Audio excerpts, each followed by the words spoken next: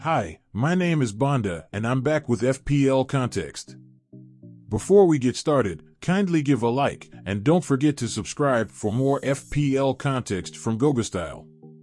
Okay, let's get to it. Today we take a look at my FPL team's performance so far this season, but first let me share my current points and ranking. Honestly, I can't complain, not saying I'm happy, but I can take it. My overall points so far are 274, and out of almost 10 million FPL managers, I'm currently ranked at 134,566. As one of my mini-league mate would usually say, I'll take it. Well, here's my team performance for game week 1. At the back, Purvis Estupinan for Brighton and Luke Shaw for Man United were the only ones with good returns, as they managed to give me a combined 12 FPL points, while Benjamin White for Arsenal only gave me 1 FPL point, busy collecting useless yellow card. Moving on into the midfield, Bukayo Saka for Arsenal was my top performer with 10 FPL points, followed by Mohamed Salah for Liverpool with 5 FPL points, even though I was expecting more. But 5 is still fine. Next was Kaoru Mitoma for Brighton with 5 FPL points, Marcus Rashford for Man United with 3 FPL points, at least he had that 1 point for clean sheet. Lastly was Alex Iwobi for Everton, who's now joined Fulham. He contributed only 2 FPL points. Together they contributed 25 points to my team for game week 1. Marcus Rashford and Alex Iwobi could have done better. Moving on to my forward players, they gave me a total of 33 FPL points combined, with Erling Haaland for Man City my captain. João Pedro managed to get that penalty and scored, contributing a total of 7 points.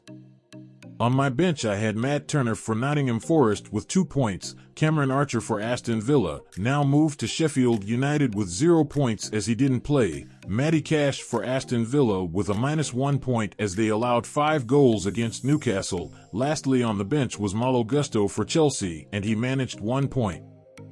In total my team managed to get final points of 73. I couldn't have asked for a better start of the season.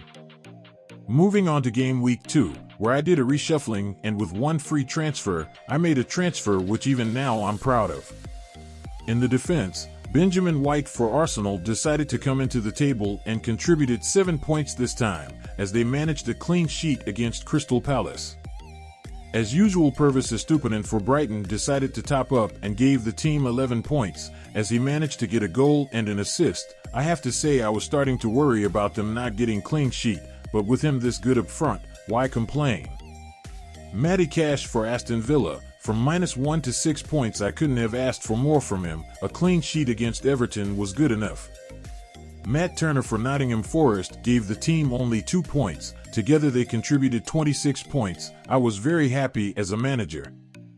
Moving on into the midfielders, starting with Marcus Rashford for Man United, who was starting to worry me with his contribution. He only gave the team 2 points against Spurs. Bukayo Saka for Arsenal with 3 points. I won't lie, I was a little worried when the penalty was taken by Martin Odegaard instead of him.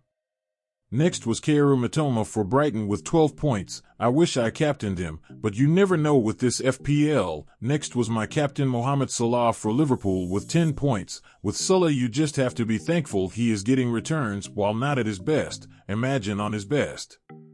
Lastly was my new signing that I'm proud of, Brian Bumo for Brentford. He gave the team 16 points. Now you can see why I'm happy I made that transfer to get him.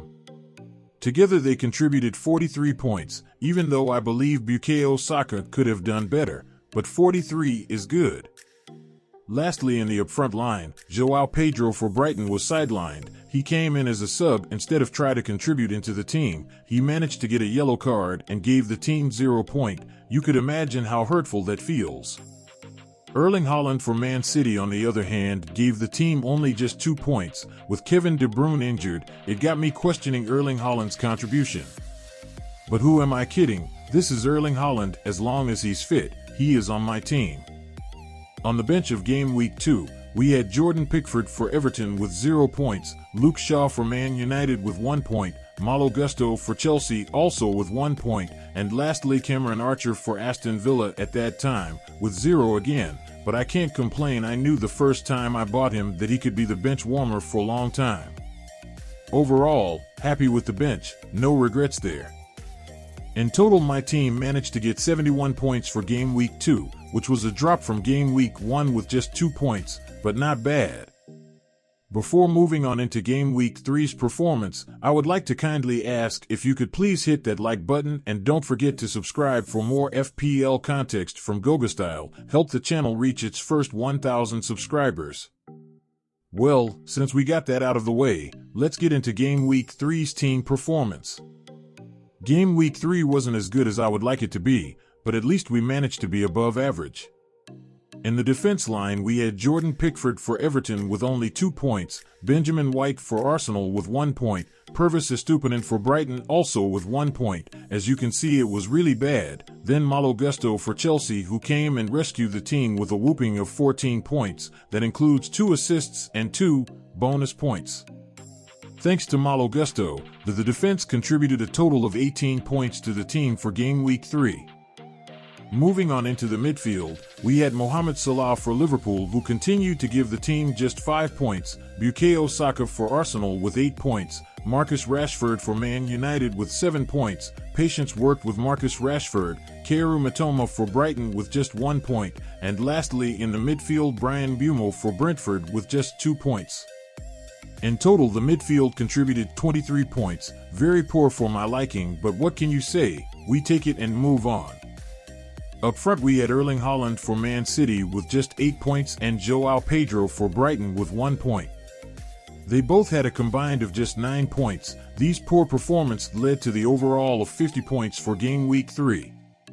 On the bench of the team for Game Week 3 we had Matt Turner for Nottingham Forest with 3 points, Cameron Archer for Aston Villa at the time with 0 points as expected, Matty Cash for Aston Villa with 17 points, 17 points. I was fuming to have such points on the bench while the team was struggling in Game Week 3, but what can you say, we take the loss, we move on.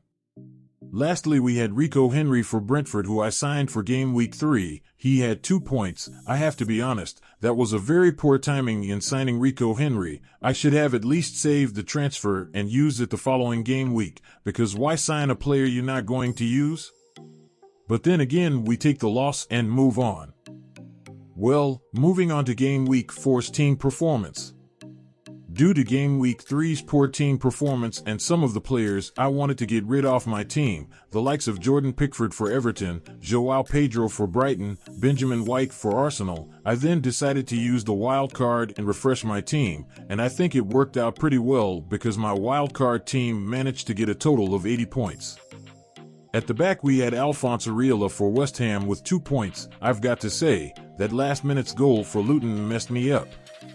Also had Ben Chilwell for Chelsea with 1 point, Rico Henry for Brentford also with 1 point. Lastly at the back we had Destiny Udeji for Spurs with 5 points. Good performance from Udeji. Overall the defense gave the team 9 points, very poor from what I was expecting. Now let's get into the midfield's performance, starting with Bukayo Saka for Arsenal with 4 points and a useless yellow card, Bryan Mbeumo for Brentford with 8 points. I'm still happy with Mbeumo. For £6.5 midfielder he hasn't disappointed. Mohamed Salah for Liverpool with 8 points, and my 2 new signings, that is James Maddison for Spurs with 7 points, and Raheem Sterling for Chelsea with 2 points. I was disappointed with his contribution. Nicholas Jackson let us down with that miss. Raheem Sterling would have at least got an assist. Overall the midfielders contributed a total of 27 points, not that impressive, but we take it and move on. Lastly in the front line we had Erling Haaland for Man City as the captain of the team for Game Week 4 with 40 points, very impressive. He was partnering with Mikel Antonio for West Ham with just 2 points. Thanks to Erling Haaland the front line got 42 points.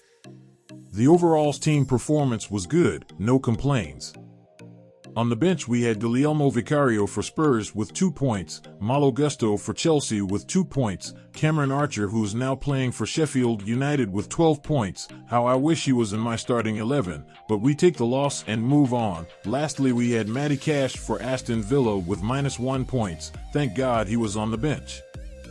Well, that concludes my FPL team's performance so far since the season started. Not really happy with that 50 points performance in game week 3, but so far so good, being ranked at 134,566 out of 9,726,426 on my second season playing Fantasy Premier League is very good for me. I'll take it. Okay, that's it from me. Don't forget to subscribe for more FPL context from Gogostyle. Take care.